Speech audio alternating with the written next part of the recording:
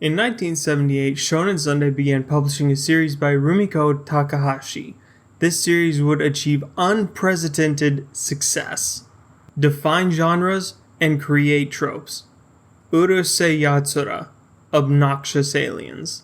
The manga would publish until 1987 and would conclude with 366 chapters over 34 volumes. From 1981 to 1986, an animated series would air by studios Pierrot and Dean that would run 195 episodes and 2 movies, with the latest one airing in 1991. And then, after 35 years, it would get a reboot that set the internet on fire, with 1 season airing in 2022 and a 2nd season in 2024, both of which running 23 episodes each. Small tangent about Takahashi, her success didn't end with Urusei Yatsura. She also created Ranma Half and Inuyasha. Ataru Moroboshi is an average teenage boy. He's a skirt chaser. He's got a situationship with Shinobu Miyake. And there really isn't much more memorable about him other than that he's now the ubiquitous unlucky lecher trope. His antics usually resulting in plot or someone, usually himself, getting hurt. But on the day the series starts, the Earth is invaded by aliens who look a lot like Oni. The leader declares that the aliens will be taking over Earth, but want to avoid a war that could cause the planet's resources to be damaged, so there will be a 1v1 competition between a representative of each race. If the humans win, the aliens will leave. If the humans lose, the Earth belongs to the aliens. With both reps and the competition decided by RNGesus, the computer, it's decided that the game is tag between Ataru and the alien Lum. Japan also has their own version of tag called Onigoko. The one who is it is called the Oni. Anyway, a deadline for how long the game will last until winner is decided is set, but Lum can basically cheat since she can both fly and produce electricity, which she can direct. And at the very time limit, Ataru clutches it and manages to grab her before time's up and game's over, saving the Earth from alien rule. But in doing so, a misunderstanding occurred which caused Lum to become obsessed with Ataru. Adding to it, Lum being the daughter of the alien leader, and this is the setup for one of the most successful and prolific sci-fi rom-coms in entertainment history. The story itself is very light. Ataru is romantic for Shinobu, but he's too much of a skirt chaser for her to accept him. Lum is obsessed with getting Ataru to return her affections, but he hates how clingy she is and that she's got the emotional stability of a leaky taser. Other characters include Shutaro Mendo, who's a spoiled rich boy with a private army. He's madly in love with Lum, too. Ten, who is Lum's cousin, he can breathe fire. Lum's 2 alien friends, Ben-Ten and Oyuki. Ryunosuke, who's a girl forced to live like a boy by her father. Kurama, who's a crow Tengu alien. Rei, who is also in love with Lum but is easily led away by food. Ran, who is in love with Rei and constantly trying to win him over with food. And many, many more. In general, the format is the overarching romantic pursuits compounded with whatever sitcom plot is happening at the time. It's a very light story with spots of heavy themes, like with the dimensional rabbit doors, but normally it leans heavily on the comedy. A thing of note between the original run and the reboot, almost completely different content. The 80s series is set up for 15-minute plots, so you usually get 2 stories per episode. If you watched Cartoon Network in the 90s, you'll know. But the 2020 series will maintain a plot for a full episode and sometimes multiple episodes. Urusei really was a masterwork of its time. Never before had there been a rom-com blended so well with sci-fi, nor having been created by a woman. Even before the reboot, Lum was one of the most cosplayed characters on the scene. Moreover, it established tropes not just with Ataru and Lum. Shutaro being a hyper-eccentric rich kid with a silly weakness. Run being wildly two-faced. And the monk Sakurambo, whom everyone calls Cherry, as he seems to show up in the most random places at almost unpredictable times. And the trend of blending a sitcom show with sci-fi in a way that doesn't turn it into a sci-fi is a trend that never stopped.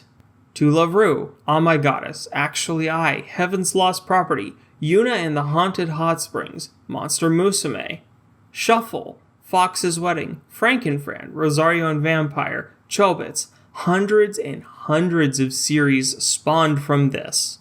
One of the things the remake did really well is the audio. The opening and ending songs for both seasons are by Maisundas, and they're all bangers. I didn't know I needed Maisundas in my life until Urusei brought it to my ears. I've been a weeb longer than Gen Z's been alive, and even I'm still finding new music I never knew about from Japan.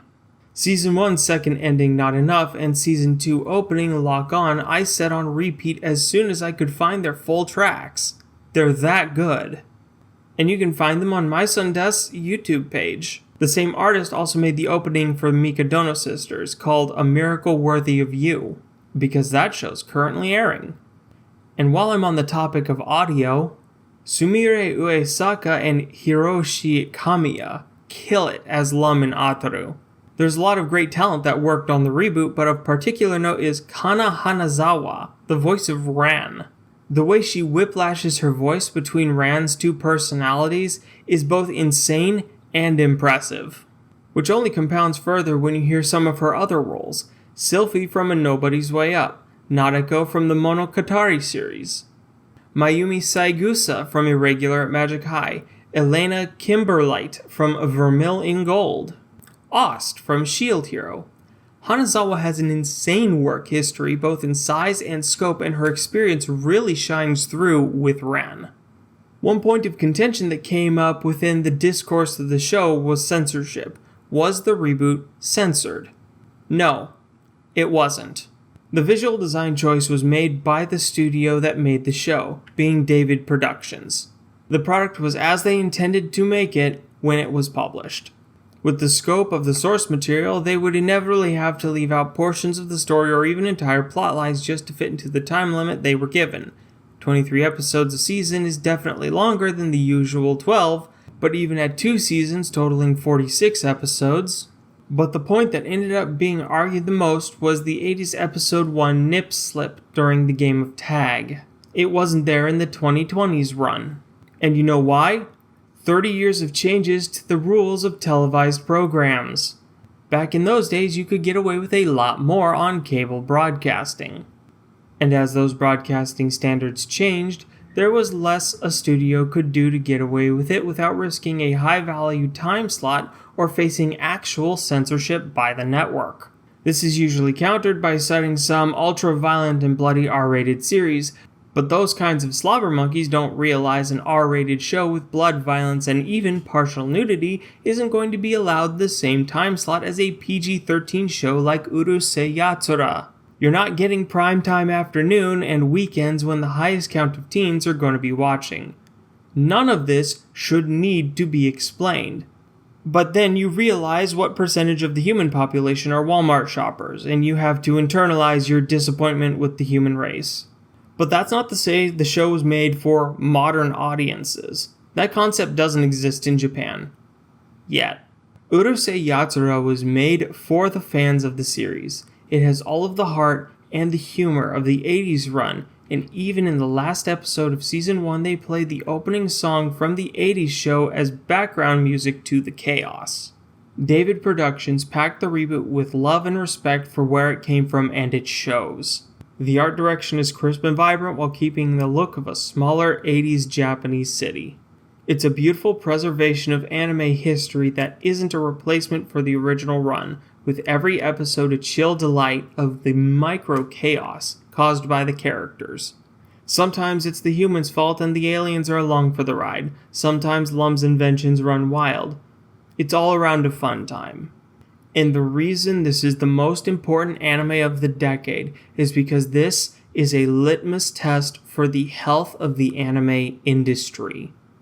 Reboots generally suck. Generally. Anime reboots have a reputation of being pretty good, or improving upon what was already made. Full Metal Alchemist Brotherhood, Hunter x Hunter, Fruits Basket, Hellsing Ultimate, Dororo, Shaman King, Spice and Wolf. Most of the time when an anime gets a reboot, it's a better version, more in line with the source material. And in a weird way, The 2020s run of Urusei Yatsura doesn't do that much.